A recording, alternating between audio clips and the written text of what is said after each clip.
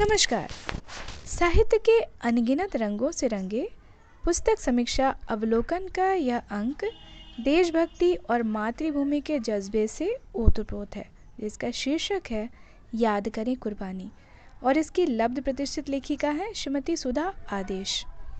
देश के वीर सिपाहियों को नमन करते इस पुस्तक का प्रकाशन प्रलय Prakashan 762 J50 global city Virar west Mumbai Maharashtra से हुआ है और इसका मूल्य है 299 रुपये मात्र। सिद्धहस्त लेखिका की प्रतिभा का पूर्ण रूप से आकलन कर पाना संभव नहीं है।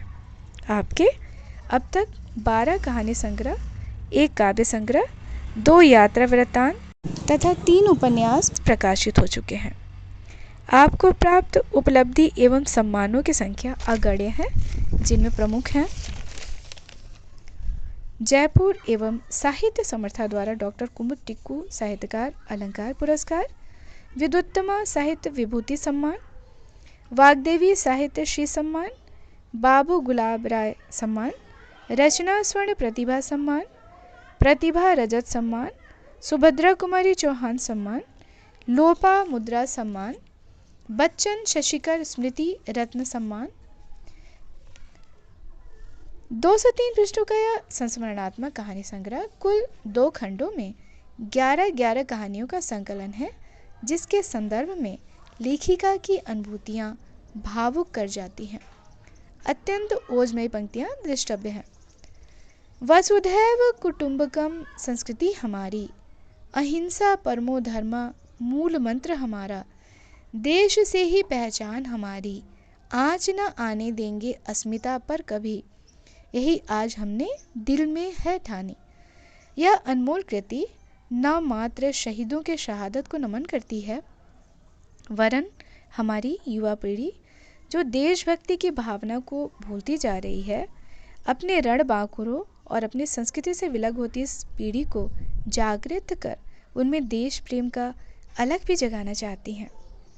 इस बहुमूल्य कृति के प्रथम खंड आत्मकथ्य में आप 1857 के क्रांतिकारी आंदोलन के नायक नायिकाओं का वर्णन तथा दूसरे भाग में 19वीं शताब्दी के क्रांतिकारी आंदोलन के नायक एवं नायिकाओं का वर्णन करती हैं।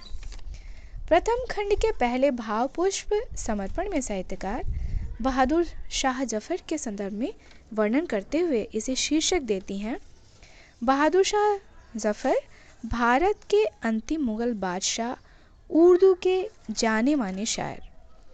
आपकी लेखनी ऐसे शूरवीर बहादुर शाह जफर की वीरता की कहानी को अंकित करती है, जिसने सभी जातिगत धर्मगत विषमताओं से परे संपूर्ण देश के साथ मिलकर 1857 के स्वतंत्रता संग्राम का प्रतिनिधित्व कर अंग्रेज़ों की सल्तनत को हिला दिया था और बदले में इन्हें ऐसी मृत्यु मिली कि 132 वर्ष तक किसी को इनकी कब्र के बारे में भी पता नहीं चल पाया। बहादुर शाह जफर अत्यंत विनम्र एवं कवि हृदय को धारण करते थे। आप मुगल राजवंश के अंतिम शासक थे, जिन्होंने लगभग 300 वर्षों तक भारत पर शासन किया था। जाबाज सिपाही ने 82 वर्ष की अवस्था में क्रांति का नेतृत्व करते हुए वीरता के साथ दुश्मनों को परास्त किया। अंग्रेज़ों ने स्वाधीनता संग्राम का रुख बदल दिया। हुमायूं के मकबरे में आपको शरण लेनी पड़ी। अंग्रेज़ों की दरिंदगी की हद थी। उन्होंने बहादुर शाह जफर के सामने थाली में परोस कर उनके बेटों का सिर रख दिया। इन्हें विश्वासघाती बताकर 1858 में निर्वासित कर रंगून भेजा गया। आजीवन कारावास की सजा नसीब हुई। मृत्यु के पश्चात इनके शव तक को छिपा दिया गया। लेखिका आपके स्वतंत्रता संग्राम में योगदान के प्रति कृतज्ञ हैं। बहादुर शाह जफर की शायराना अंदाज और उनके मन की बेबसी टूटन उनकी इन पंक्तियों में देखी जा सकती है।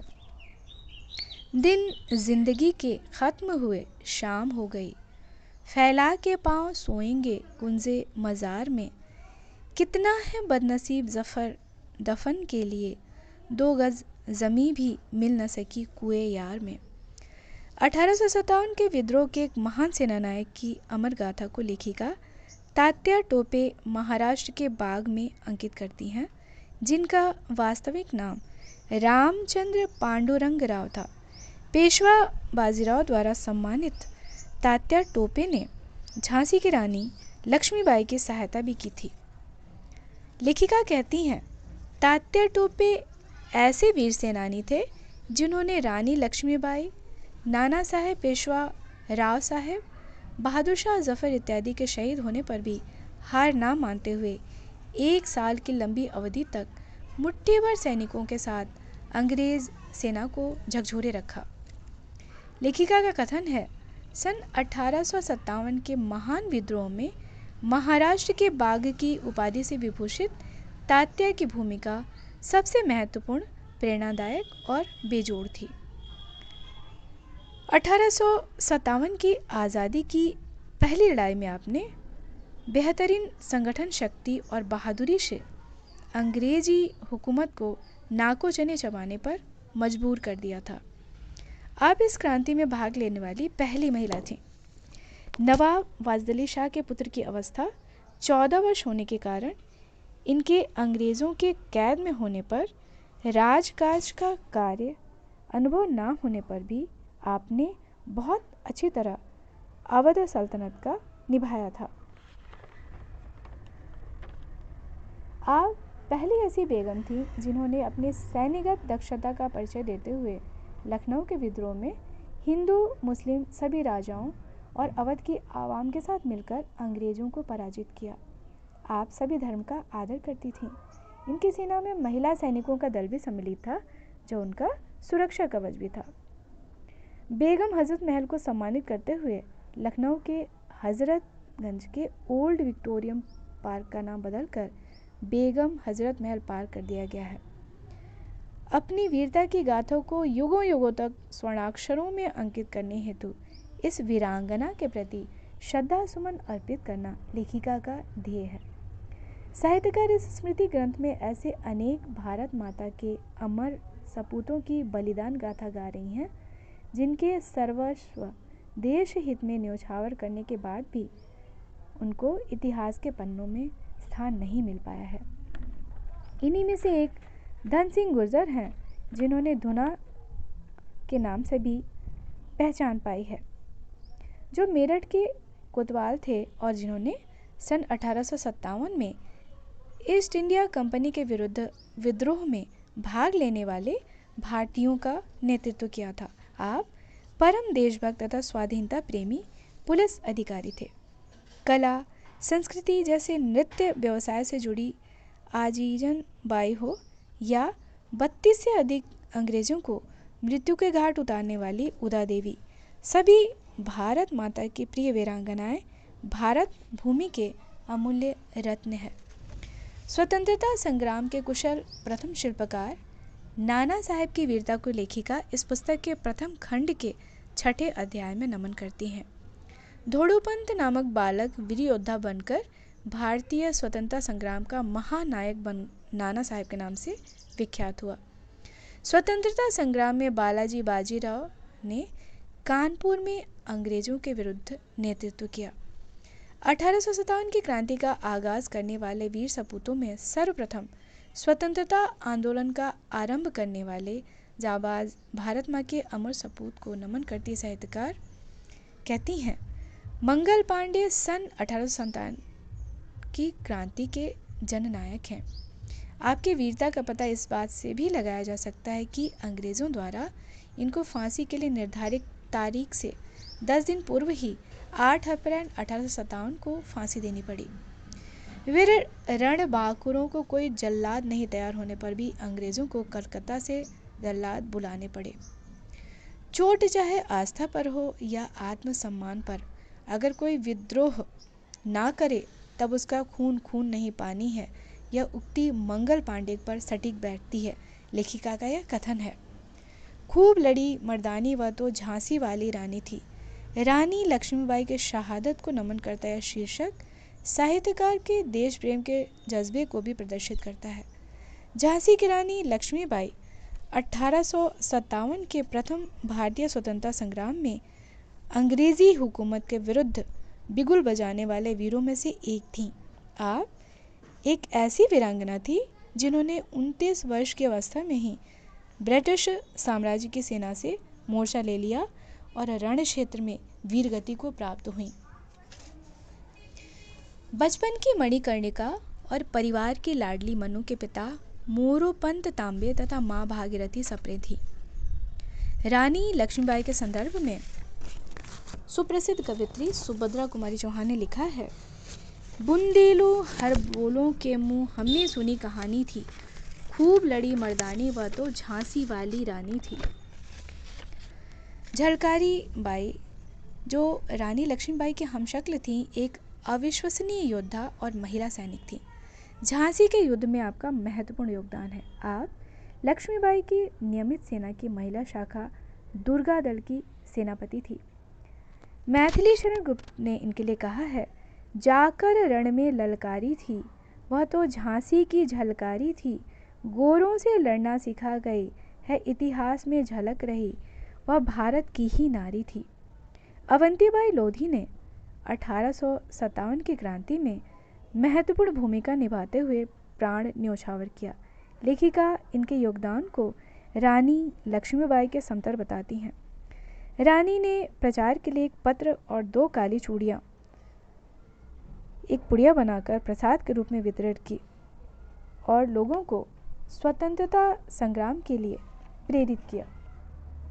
विदुषी लेखिका की पुस्तक का दूसरा भाग 19वीं शताब्दी के क्रांतिकारी आंदोलन के नायक एवं नायिकाओं को समर्पित है।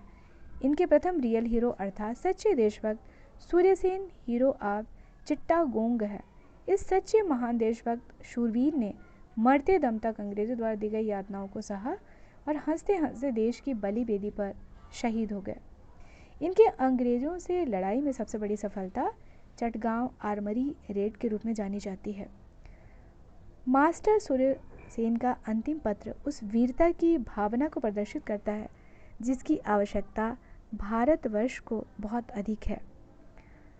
मृत्यु मेरा द्वार खटखटा रही है, मेरा मन अनंत की ओर बह रहा है। मेरे लिए वह पल है जब मैं मृत्यु को अपने परम मित्र के रूप में अंगीकार करूं। इस सौभाग्यशील पवित्र और निर्णायक पल में मैं तुम सबके लिए क्या छोड़कर जा रहा हूँ? सिर्फ एक चीज़, मेरा स्वप्न, मेरा सुनहरा स्वप्न, स्वतंत्र भारत का स्वप्न। वीर स्वतंत्रता सेनानी राम प्रसाद बिस्मिल शीर्षक में साहित्यकार लिखती हैं, राम प्रसाद बिस्मिल कवि, शायर एवं साहित्यकार तथा देशभक्त क्रांतिकारी। आपने ऐसे क्रांतिकारी की जीवन गाथा में सुनाई है जिसने मैनपुरी षड्यंत्र व काकोरी कांड जैसी कई घटनाओं को सम्मिलित होकर ब्रिटिश साम्राज्य को सबक सिखाया। कवि, अनुवादक, अनेक भाषाओं के जानकार एवं आप साहित्यकार भी थे। इनकी कविताएं, गज़लें देशभक्ति की भावना से परिपूर्ण हैं। सरफरोशी की तमन्ना का मंत्र क्रांतिकारियों को आपने ही दिया था। राम प्रसाद बिस्मिल की यह गज़ल क्रांतिकारी जेल से पुलिस की लाठी में अदालत जाते हुए, अदालत में मजिस्ट्रेट को चढ़ाते हुए तथा अदालत से लौटकर वापस जेल आते हुए कोरस के रूप में गाया करते थे। आपकी प्रमुख पुस्तक पे मैनपुरी षड्यंत्र, स्वदेशी रंगचीनी षड्यंत्र, चीन की क्रांतिकारी तपोनिष्ठ, अशफाक की याद में सोना खान के अमर शहीद, जनरल जॉर्ज वॉशिंगटन, अमेरिका कैसे स्वाधीन हुआ, आत्मकथा इत्यादि हैं। बिस्मिल की 11 पुस्तकें प्रकाशित है। जहां राम प्रसाद बिस्मिल को फांसी दी गई थी, वहां इस दिन उनकी याद में मेला लगता है। शाहजहांपुर से 11 किलोमीटर आगे के रेलवे स्टेशन तक का नाम पंडित राम प्रसाद बिस्मिल स्टेशन है।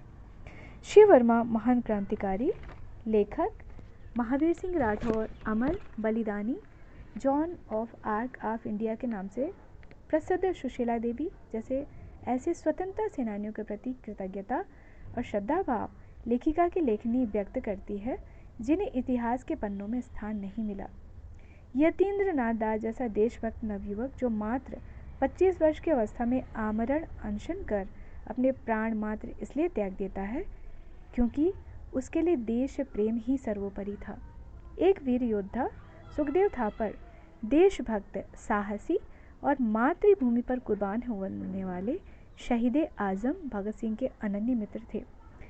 आपने भगत सिंह, राजगुरु बटुकेश्वर दत्त, चंद्रशेखर आज़ाद जैसे क्रांतिकारियों के साथ मिलकर अंग्रेज सरकार की नींव हिलाकर रख दी थी।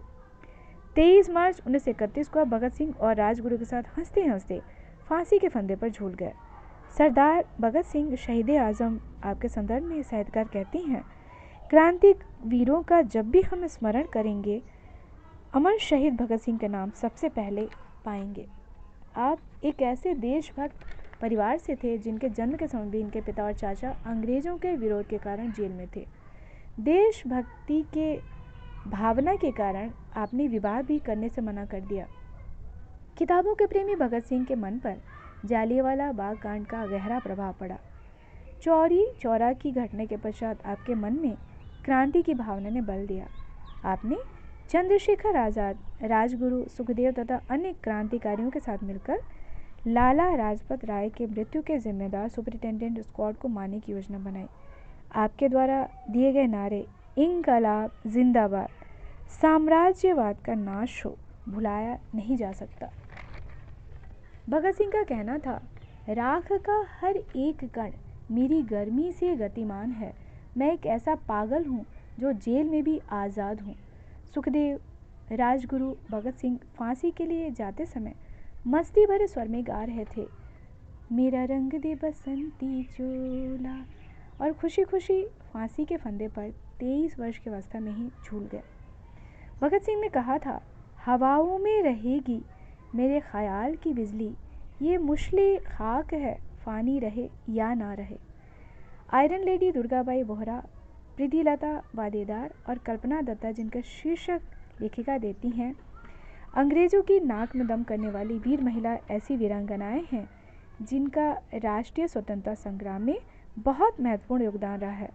साहित्यकार आप सभी के अमूल्य योगदान को अंकित करती, जीवन के हर पहलू को इंगित करती भाव सुमन अर्पित ही नहीं करती, इनके अद्भुत रण कौशल और देश के प्रति अटूट देशभक्ति की भावना को भी प्रदर्शित करती हैं।